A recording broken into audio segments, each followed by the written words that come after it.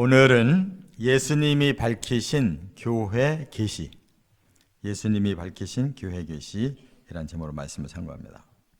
교회라고 하는 단어가 성경에서 바로 요 단어부터 시작되는 거예요.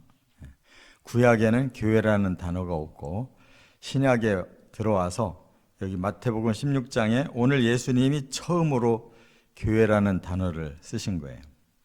근데 이게 헬라어 원어로 에클레시아라고 하는데 이 두 가지 단어가 이렇게 합해진 겁니다. 에크라는 단어와 칼레오라는 단어가 합해져서 에클레시아가 됐는데 이게 무슨 의미냐 하면 에크라는 말은 몸으로부터라는 뜻이고 이 칼레오라는 말은 부른다는 뜻이에요.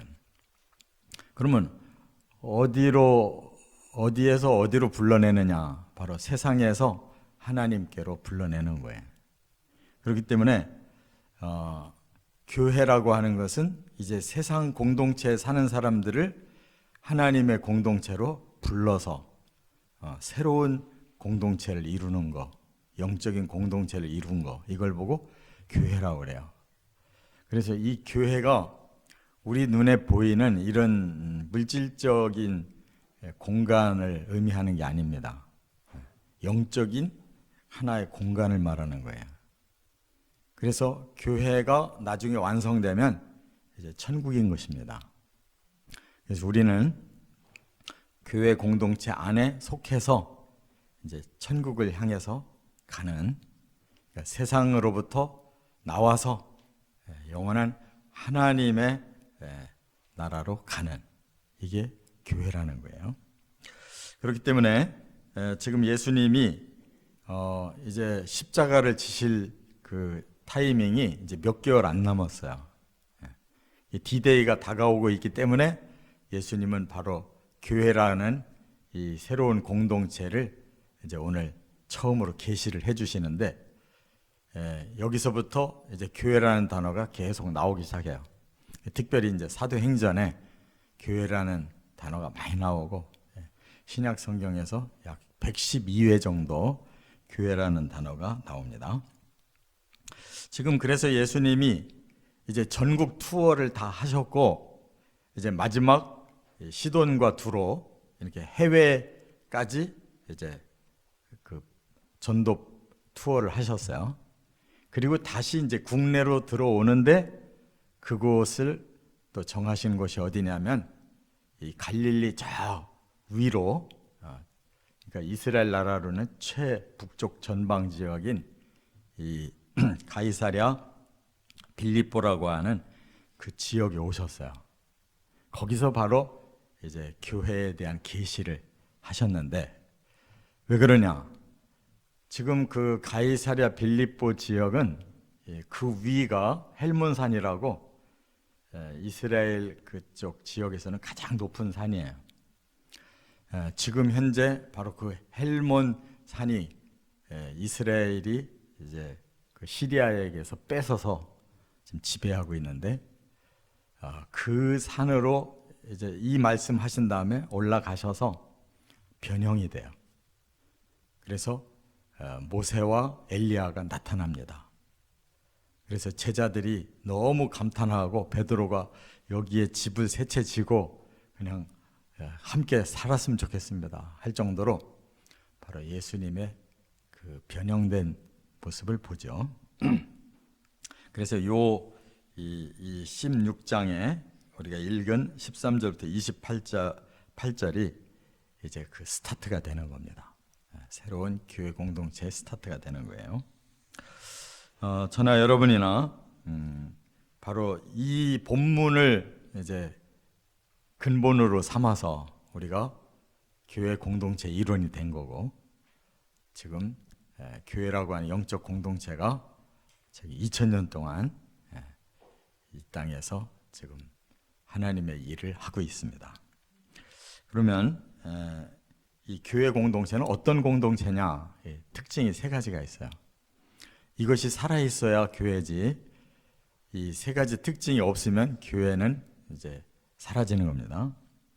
첫째, 13절부터 17절에 보면 교회는 예수님을 그리스도로 고백하는 믿음 공동체다 하는 겁니다. 그러니까 예수님이 그리스도다, 우리를 구원할, 구약에서는 메시아, 신약에서는 그리스도, 같은 뜻인데 기름 부음 받은 자다 그 말이에요. 그러니까 하나님이 인류를 구원하기 위해서 보낸 구주라는 말이에요. 그렇게 예수님을 고백할 때 교회 공동체 안에 들어올 수가 있어요. 그렇기 때문에 교회는 믿음 공동체, 예수를 그리스도로 믿고 구원을 받기 때문에 그 믿음이 공통적으로 다 있어야지 교회가 될 수가 있어요. 예수님이 이제 그것을 계시하기 위해서 먼저 제자들에게 물어봅니다. 사람들이 인자를 누구라고 부르느냐 이렇게 물어보니까 어떤 사람은 세례 요한이라고도 하고, 어떤 사람은 엘리야라고도 하고, 또 어떤 사람은 예레미야라고도 하고, 또 뭐 다른 선지자들 이름을 대기도 합니다. 그렇게 말을 했어요. 이제 그것은 그만큼 예수님이 보통 사람은 아니고 뭔가 아주 하나님이 보내신 뭐 특별한 분이다라는 것을 대체로 사람들이 인정하고 있다 그 말이에요. 그런데 예수님이 듣고자 하는 그런 것이 아니었어요. 그래서 예수님이 다시 더 정확하게 좀 알려주려고 제자들 보고 너희들은 내가 누구라고 생각하냐? 라고 물었어요. 그때 베드로가 선뜻 나서서 주는 그리스도시고 살아계신 하나님의 아들이십니다. 이렇게 고백을 한 거예요. 이게 바로 정답인 거예요. 예수님이 듣고 싶은 그런 고백이란 말이에요. 그러면 이것으로 인해서 이제 어떤 결과가 벌어지느냐, 예수가 누구냐를 고백하는 거에 따라서 모든 이 땅에 있는 종교가 다 여기서 갈라진 거예요. 먼저 이제 유대교는 이미 하나님 여호와를 믿는데 구약에 예언된 메시아가 예수가 아니에요. 그렇기 때문에 유대교와 예수님의 교회는 같을 수가 없어요. 갈라지는 거예요. 여기서 예수에 대한 고백 때문에 그들은 예수가 메시아가 아니라고 그러고 교회는 예수가 메시아라고 고백해요. 그런데 또 하나 갈라져 있는 그 종교가 이슬람교예요. 이슬람교는 그 중간쯤 고백을 해요. 유대교처럼 아주 예수를 배척하지는 않는데 선지자 중에 하나다. 그러니까 지금 뭐 예레미야다 누구다 이렇게 선지자 중에 하나처럼 인정하고 있는 것이 이슬람교예요. 그러나 진짜 그들의 메시아는 예수는 선지자일 뿐, 한 종류일 뿐이고 진짜 메시아는 바로 마호메시라고 믿어요. 그 사람이 최후의 바로 인류를 위해서 온 마지막 최후의 선지자다. 그래서 예수보다 더 상위에 마호멧을 두고 그리고 그를 통해서 하나님 믿겠다 이렇게 말을 합니다. 그렇기 때문에 예수가 누구냐에 대한 이 고백, 신앙 고백이 대단히 중요한 거예요. 그런데 여기서 또 하나 중요한 게 뭐냐? 그 메시아는 하나님의 아들입니다라는 고백이 중요한 거예요. 이게 무슨 뜻이냐? 아니 하나님의 아들도 있고 딸도 있고 뭐 자식이 많으냐? 그런 의미가 아니에요. 여기서 아들이라는 말은 하나님과 같은 분이라는 뜻이에요. 우리가 가장 가까운 사이를 아버지와 아들이라고 사람들이 표현하잖아요. 내 분신이다. 나랑 가장 가까운 관계다. 그것을 표현하는 거예요. 그러면 하나님은 진짜로 아버지와 아들과 이렇게 개체가 두 분으로 돼 있냐? 그런 게 아니고 하나님은 한 분인데 하나님이 하시는 그 역사가 아버지의 역할을 역사하기도 하고 아들의 역할을 역사하기도 하신다. 그리고 우리 사람들이 보이지는 않으나 그 하나님의 능력을 힘입을 수 있는 영으로도 역사하신다. 그래서 성삼위 일체의 하나님이다. 이렇게 우리가 고백하는 거예요. 그런데 예수님은 이처럼 하나님이신데 하나님이 사람을 구원하시려고 친히 사람의 모습을 가지고 이 땅에 오셨기 때문에 하나님과 예수님을 분리해서 아버지와 아들이라고 이렇게 표현을 하는 것을 우리가 깨달아야 돼요. 이거 그냥 무식하게 무슨 촌수로 따져가지고 뭐 아들, 딸 뭐 이런 식으로 해석을 하니까 이단이 나오는 거예요. 그래서 이단들은 꼭 그 하나님 아버지만 있는 게 아니라 하나님 어머니도 있대잖아요, 지금. 그런 이단이 지금 굉장히 극성을 부리거든요. 그런 식으로 이렇게 인간적인 관점으로 하나님을 따지면 그는 정말 오산이에요. 그래서 메시아가 하나님이 사람으로 오셔야만 될 이유가 뭐냐? 바로 사람을 구원하려면 사람의 죄를 대신 해결해 주는 사람이 하나님이신 사람이 와야 그 역할을 할 수가 있기 때문에 오셨다는 것을 우리가 깨달아야 돼요. 그래서 베드로가 정확하게 예수님은 메시아시고 하나님의 아들로서 이 땅에 오신 분입니다. 이렇게 고백을 함으로 예수님이 17절에 요나의 아들 시몬아 네가 복이 있다 하면서 네가 이것을 알은 거는 사람의 힘이 아니다. 혈육이 아니다. 그건 사람의 힘으로 알고 고백한 말이 아니야. 너는 하늘에 계신 아버지께서 너에게 알려주신 것이다. 이렇게 말씀했어요. 그 말은 뭐냐? 사람의 지능으로는 이런 사실을 몰라요. 인지할 수가 없어요. 그러니까 아버지가 성령으로 너에게 그것을 깨우쳐 주시는 것이다 라고 말씀한 거예요. 그렇기 때문에 우리 모든 그리스도인들이 바로 예수님을 메시아로 믿고 예수님은 사람으로 오신 하나님이라고 믿을 수 있는 것은 바로 하나님이 계시하신 복음과 하나님이 우리에게 임재하게 하신 성령이 우리 안에서 역사하기 때문에 우리가 깨달아서 믿어지는 거예요. 할렐루야. 그렇기 때문에 세상에 많은 사람들, 또 뛰어난 사람들이 왜 예수를 안 받아들일까? 그들의 지식으로는 도저히 인정할 수가 없는 거예요.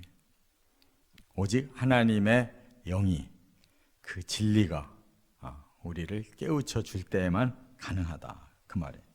그래서 은혜인 것입니다. 하나님의 사랑인 거예요.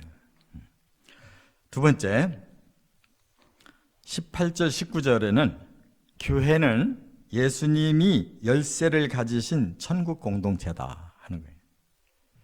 교회가 이 땅에서 세워졌다고 이 땅에서 뭔가를 다 이루는 것이 아니에요. 이단은 여기에서 삐뚤어져요. 자꾸 이 땅에 낙원을 만든다는 것을 목표로 얘기하거든요. 대부분 다 그래요. 지금 이스라엘이 유대교도 그렇고 천주교도 그렇고 다 이단들이 다 이 땅에 세웠네. 여호와 증인도 이 땅에 낙원이 되고 다 대부분 그래요. 근데 예수님은 오늘 본문에 분명히 천국을 말씀하고 있거든요. 18절 19절이 중요한 거예요. 한번 같이 읽겠습니다. 18절 19절. 또 내가 네게 이르노니 너는 베드로라. 내가 이 반석 위에 내 교회를 세우리니 음부의 권세가 이기지 못하리라. 내가 천국 열쇠를 내게 주리니 네가 땅에서 무엇이든지 매면 하늘에서도 매일 것이요 네가 땅에서 무엇이든지 풀면 하늘에서도 풀리리라 하시고, 분명히 땅과 천국을 완전히 분리해서 말씀하고 있죠. 또 그 천국은 열쇠가 필요하다는 걸 말씀하고 있어요. 근데 그 열쇠를 누가 가지고 계셔요? 예수님이 가지고 계셔서 바로 예수님을 따르는 제자들에게 그 열쇠를 주어서 함께 사람들을 구원해서 함께 천국으로 부르겠다는 거예요. 그러니까 우리가 예수 믿는 목적이 천국에 있는 거예요. 할렐루야. 예수님만이 그 유일한 열쇠를 가지고 계셔서 그 예수님을 통해서 제자들이 많은 사람들에게 복음을 전해서 그 예수님의 열쇠를 가지고 제자들과 또 제자들과 또 제자들과 모든 믿는 공동체가 이제 천국 공동체로 우리가 가게 된다 그 말이에요. 이것이 가장 근본적인 복음의 오리지널이에요. 그래서 예수님이 공생에 시작하실 때 캐치프레이즈가 뭐였어요? 회개하라, 천국이 가까웠다. 바로 이 땅의 사람들에게 천국을 주기 위해 유일하게 회개하라, 죄를 고백하고 이 죄를 씻음 받으라는 거예요. 그게 복음의 아주 가장 핵심이에요. 그 죄를 바로 예수님이 오셔서 해결하셨기 때문에 회개하기만 하면 너희는 그 죄를 사함받고 하나님의 백성으로 인정을 받고 이제 천국으로 하나님 부르신다는 거예요. 그래서 아직도 천국이 너무나 멀리 느껴지고 우리의 마음에 와닿질 않아서 신앙 고백이 안 되는 분들이 있어요. 신앙생활을 해도 천국 얘기를 절대 안 하는 사람들이 있어요. 천국 가야지라는 말을 안 해요. 그거 잘 예민하게 분석해 보셔야 돼요. 아니, 나 예수 믿고 구원받았어. 나 열심히 신앙생활 잘하고 있어. 하나님이 축복하셨어. 이런 얘기는 잘 하는데 나 천국 가야 돼 소리를 안 하는 분들이 있어요. 한 번도 대표 기도할 때 천국 얘기를 안 하는 사람들이 있어요. 그거는 가짜란 말이에요. 예수님은 모든 것이 천국에 달려 있는 거예요. 교회를 세운 목적도 천국을 위해서예요. 할렐루야. 이게 얼마나 중요한 신앙 고백인지 몰라요. 죽음이 다가오고 있는데도 천국 얘기를 안 하는 분이 있어요. 나 빨리 천국 가야 되는데. 그런 얘기를 죽어도 안 하는 사람이 있어요. 임종을 가서 보면 조금 더 살아야 되는데 나 이렇게 죽어서 안타깝다. 그렇게 아쉬워하는 분들이 계셔요. 아니, 지금까지 왜 믿었어? 천국 가려고 믿은 거지. 아니, 조금 이 땅에서 더 살아서 어떤 복을 더 받겠다는 거예요. 내 영혼을 하나님께 맡기고 천국을 준비하려고 우리가 신앙생활을 한 거지. 할렐루야. 임종을 보면 알아요. 그분의 마음이 지금 여기에 있는지 천국에 있는지. 이건 너무나 중요한 거예요. 자, 그러면 예수님이 어떻게 하면 바로 그 열쇠를 통해서 천국에 가게 할 것이냐. 여기 18절에 그랬죠. 너는 베드로다. 오늘부터 네 이름 바꿀 거야. 그랬어요. 베드로라는 말이 이 바위를 말해요. 바위. 페트라. 너를 이제는 아주 튼튼한 이 바위로 내가 너를 부를 거야. 그리고 네 위에 내 교회를 세울 거야. 이렇게 말씀했거든요. 그러면 이게 무엇을 의미하는 것이냐? 베드로라고 하는 사람에게 너를 내 교회를 세우는 기초로 삼겠다라고 하는 뜻인지, 방금 베드로가 주는 그리스도시고 살아계신 하나님 아들이십니다라고 하는 요 신앙 고백을 예수님이 듣고 너무 기뻐서 그래, 네가 고백한 바로 그 너의 그 신앙 고백 위에 내가 교회를 세울 거야 라는 뜻이냐 이거예요. 이걸로 천주교와 개신교가 갈라지는 거예요. 천주교는 베드로라고 하는 그 사람에게 바로 이 반석을 명하셨기 때문에 그 베드로가 일대 교황이 돼야 교회가 이루어진다는 거예요. 교황 없이는 교회는 안 세워지는 거예요. 그래서 교황이 지금까지 쭉 대를 이어서 오는 거예요. 교황이 죽으면 또 한 사람을 세우고 해서 교황이 교회의 수장이 되는 거란 말이에요. 교황 없이는 교회가 없어요. 천주교는. 그런데 과연 베드로가 그렇게 반석의 역할을 했냐 말이에요. 잠시 후에 예수님이 내가 이 종교 지도자들의 버림을 받은 내가 죽어야 된다 그러니까 막 베드로가 막 항의를 한 거야. 그때 예수님이 뭐라고 그랬어요? 사탄아, 내 뒤로 물러가라. 아니, 조금 전에 교회를 세우는 반석으로 삼겠다고 하시고 잠시 후에 베드로가 말을 잘못하니까 사탄이라고 그랬는데, 그런 사탄에게 교회 세우면 어떻게 해? 사람이 왔다 갔다 지금 하고 있는데 그런 왔다 갔다 하는 사람 위에다 교회 세우면 교회가 왔다 갔다 할 거 아니에요. 그러니까 정확하게 우리가 깨달아야 된단 말이에요. 하나님 말씀하신 의미가 뭐냐.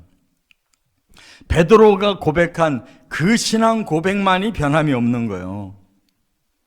그것을 고백한 베드로가 지 힘으로 한 것도 아니잖아요. 하나님이 가르쳐 준 거잖아요. 그런데 다시 인간적인 생각이 나서 예수님이 십자가에 죽을 거라고 그러니까 그런 일 절대 없습니다 라고 말한 베드로는 본 마음이거든요. 그렇게 불완전한 마음 가진 사람 위에다 어떻게 교회를 세우냐고. 그러니까 천주교가 저 모양으로 이렇게 계속 인간적인 생각으로 치우쳐 가는 거란 말이에요. 이 지상에다가 하나님 나라를 세운다는 거예요. 천국을 얘기를 안 해요. 잘 보셔야 되는 거예요. 예수님은 지금 천국에다 지금 초점을 맞추고 계시는데, 전도의 캐치프레이즈가 천국인데 우리 개신교도 그 짝이 나고 있단 말이에요. 지금 천국은 자꾸 사라지고 이 땅에다가 뭐를 이루려고 그냥 엄청난 교회를 전하려고 그래. 유럽 보세요. 그 교회들이 다 텅텅 비어가지고 카페가 되고 술집이 되고 이슬람 회당이 되고 다 바꿔지고 있잖아요. 베드로 대성당 가봐요. 막 금은으로 번쩍번쩍하게 만들어 놨는데 거기에 예수님이 계시는 거냐고. 두세 사람만 예수의 이름으로 모여도 그곳에 예수님 함께 계신다는데 건물로 계시겠냐고. 제발 영의 눈이 띄어지시기를 바랍니다. 그래서 예수님은 바로 음부의 권세가 이제 더 이상은 이기지 못한다. 왜? 내가 심판자로 왔기 때문에. 사탄과 악한 자에게는 심판자로 오시고 바로 믿고 천국의 구원을 얻고자 하는 자는 예수님이 천국 열쇠를 열어서 올리시고, 너무나 분명하게 말씀했잖아요. 지금 천국이 목표지 이 땅에 뭘 짓는 게 목표가 아니잖아요. 이 땅의 낙원이 목표가 아니잖아요. 그건 천년왕국에 얼마든지 회복되는 거고. 그렇기 때문에 내 교회를 세우리라 그랬어요. 예수님이 주인이에요. 뭘 교황이 주인 노릇하고 있어요. 그러면 교황이 주인 노릇하려면 일대가 예수님이 돼야 될 거 아니에요. 일대 예수님이 교황이 돼야 될 거 아니에요. 베드로가 2대로 내려가야지. 진짜 주인은 예수님인데 열쇠는 예수님이 가지고 있다가 너에게 줄게라고 베드로한테 말한 거잖아요. 그건 뭐예요? 베드로 개인을 말한 게 아니에요. 베드로의 신앙 고백을 가진 제자들에게 내가 천국 열쇠를 주어서 그들이 전하는 복음과 성령을 통해 구원받은 공동체가 바로 천국으로 갈 수 있는, 천국이 열리는 열쇠라 그 말이에요. 뭐 개인에게 권위를 줘요. 천만의 말씀이지. 세 번째, 20절부터 28절에 교회는 십자가와 부활 복음의 구원 공동체다. 지금 예수님께서 이 땅에 오신 목적은 사람들을 죄에서 해방시켜가지고 바로 본래 하나님이 계획하신 하나님의 백성을 만들려고 하고 하나님과 사람이 함께 살 수 있는 천국으로 드리겠다고 하시는 것이 그게 목적인데, 그러기 위해서 예수님이 십자가를 지러 오셨단 말이에요. 왜? 사람들의 죄를 씻어야 되는데 아무리 짐승을 대신 잡아 바쳐가면서 용서를 구한다고 되는 게 아니란 말이에요. 임시방편에 사람들의 근본이 안 바뀌고, 사람이 죄졌는데 짐승한테 그걸 뒤집어 씌운다는 게 말이 안 되잖아요. 그건 임시 방편으로 그렇게 하신 거란 말이에요. 그래서 하나님이 직접 사람 몸을 입고 사람이 사람의 죄값을 대신 지신 거란 말이에요. 그게 가능한 거잖아요. 그래, 죄 없는 사람인데 죄인들의 죄값을 대신 쓰니까 그게 죄값이 풀어지는 거란 말이에요. 이 죄인을 위해 저 죄인이 대신 죄값 치러준다고 치러져요? 자기도 자기 죄에 의해 죽는데 남의 죄까지 어떻게 해결해 주냐고. 자기 죄로 자기가 멸망당해야 되는데. 그렇기 때문에 예수님 밖에는 다른 사람의 죄값을 치러줄 수 있는 완벽한 사람이 없어요. 다른 자는. 예수님만이 하나님이시기 때문에 죄가 없는 사람으로 오셔서 사람들의 죄값을 치러주셨다. 이게 십자가의 복음인 줄 믿으시 바랍니다. 그런데 죄값만 치르고 그대로 감옥 생활을 하고 있으면 어떻게 해요? 감옥에서 나와야 될 거 아니에요. 저주를 받았는데 그대로 저주 안에 있으면 어떻게 해요? 풀어줘야 될 거 아니에요. 그래서 사람의 저주가 죽음으로써 이 저주는 끝나고 우리는 영혼부터 구원이 시작되는 거예요. 그래서 영혼이 먼저 낙원에 가 있고 예수님 오실 때 우리 죽은 몸을 부활시켜서 영혼, 몸이 다 살아서 영원한 삶을 살 수 있는 영생체로 바뀌어야 구원이 완성되는 거란 말이에요. 할렐루야. 그래서 예수님이 먼저 부활했단 말이에요. 그것은 바로 우리를 그렇게 저주를 풀어서 영원한 생명을 갖는 부활체로 만들겠다는 약속이란 말이에요. 그 약속을 지키러 오시는 날이 디데이, 재림의 날이란 말이에요. 그날 우리가 부활하는 거란 말이에요. 할렐루야. 부활하실 때 예수를 기다리지 않는 사람이 어떻게 부활이 되겠냐고. 2000년 전에 그걸 약속하고 부활하셔서 하늘로 가셔서 하나님 나라 다 준비하고 이제 막 오시려고 하는데 우리가 그 예수를 바라보지 않는다면 부활이 어떻게 되냐고. 지금 예수님 오시는 날을 학수고대해야 되는 거예요. 왜? 우리가 저주를 풀어야 되니까. 지금 저주가 안 풀려서 우리가 이렇게 아프고 고통받고 괴로운 세상을 살다가 마침내 우리 목숨이 죽는 거라고. 그러나 우리의 영혼은 낙원으로 가는 거예요. 먼저 구원받았기 때문에. 예수님 오시는 날 몸도 부활해서 영혼 몸이 완성된 천국에 갈 수가 있는 거예요. 할렐루야. 이게 구원 공동체라는 거예요. 십자가가 부활을 붙들고 예수님을 학수고대하는 게 그게 구원 공동체인 교회란 말이에요. 근데 왜 십자가도 자꾸 저렇게 그냥 표시로만 달고 자기 목걸이에다만 달고 그 십자가의 그 정신은 죽어버렸단 말이에요. 내 죄를 날마다 그 십자가로 인해서 씻어야지. 뭐가 잘났다고 한 번도 회개가 없냐고. 날마다 죄를 짓고 있으면서. 이단들은 또 그렇게 말해요. 한 번 예수 믿으면 그냥 단번에 과거, 현재, 미래 죄가 다 해결되니까 더 이상은 뭐 회개가 필요 없대요. 이런 이단도 있어요. 너무 쉬워. 그럴 수가 없는 거잖아, 죄라는 것이. 우리는 용서를 구하기만 하면 용서를 받을 수 있다는 것이 구원이에요. 그래서 날마다 우리 죄를 지을 때마다 깨닫고 용서를 구하면 그 십자가의 능력은 그때그때마다 우리의 죄의 고백을 받으시고 용서해 주시는 거예요. 용서를 구하지도 않는데 무조건 용서받는 일이 어디 있어요, 세상에. 우리가 자식 낳아놓고 내가 너 사랑하니까 모든 거 다 용서할게 했다고 해서 계속 살아가면서 자식이 한 번도 부모한테 회개 안 하는데 그 자식이 그게 용서가 되냐고. 잘못했습니다라고 용서를 빌고 그 자녀를 다시 사랑으로 껴안으면서 키워나가는 거잖아요. 한 번도 하나님 앞에 제가 뭔 죄가 있습니까? 이렇게 교만 덩어리가 있다면 어떻게 그 자식이 천국까지 갈 수가 있냐고. 하나님이 그런 하나님이 아니에요. 그렇기 때문에 베드로는 그 사실을 전혀 깨닫지를 못해서 오히려 항변했대요. 왜 항변했느냐? 지금 베드로와 제자들의 생각은 십자가와는 정반대로 예수님이 조금만 있으면 혁명을 일으켜서 이제 로마에게서도 벗어나고 온 세계의 가장 뛰어난 민족으로 하나님이 들어 쓰실 날이 이제 가까이 왔다라고 생각하고 있어요. 예수님을 혁명가로 보고 있단 말이에요. 그래서 자기들끼리 싸웠어요. 예수님이 혁명에 성공하면 그날로 우리는 1등 공신이 될 텐데 누가 영의정이냐, 이거 가지고 싸웠다니까요. 그래서 야고보와 요한의 어머니가 예수님 앞에 직접 와서 치맛바람을 날렸다고요. 우리 아들들을 그렇게 세워달라고.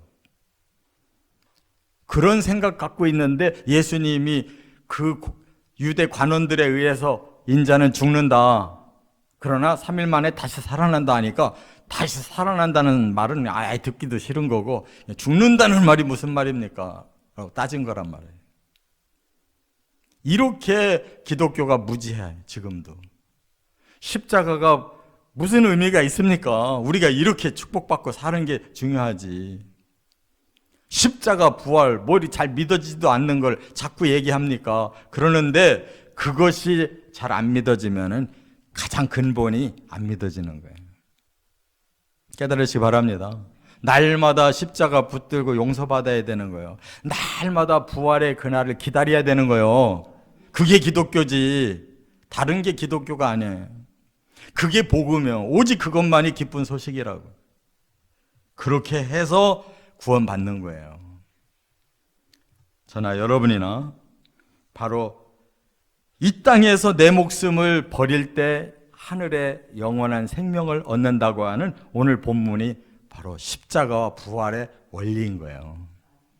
할렐루야. 그래서 나는 예수의 뒤를 따르겠습니다 하는 제자가 됐다면 이 십자가의 길을 가야 되는 거예요. 십자가 없이 영광이 없는 거예요. 꼭 이 신앙으로 승리하시기를 주의 이름으로 축원합니다.